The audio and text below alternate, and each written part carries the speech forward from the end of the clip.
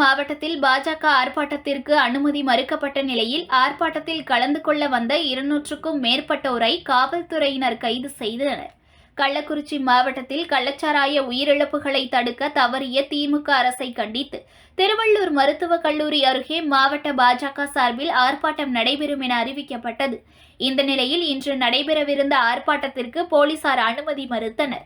இதனையடுத்து ஆர்ப்பாட்டத்திற்காக அமைக்கப்பட்ட மேடை மற்றும் ஜெனரேட்டர், டேபிள், வாட்டர் பாட்டில் என அனைத்தையும் போலீசார் அப்புறப்படுத்தினர்.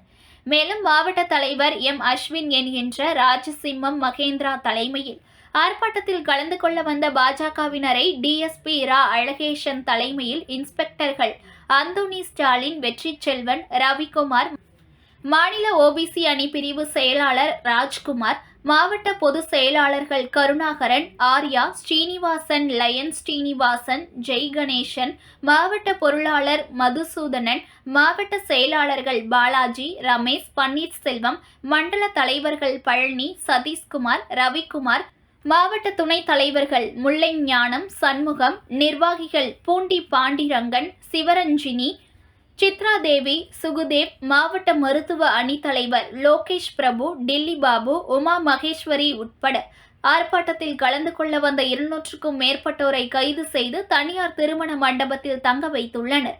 பதட்டத்தை தவிர்க்க போலீசார் குவிக்கப்பட்டுள்ளனர்.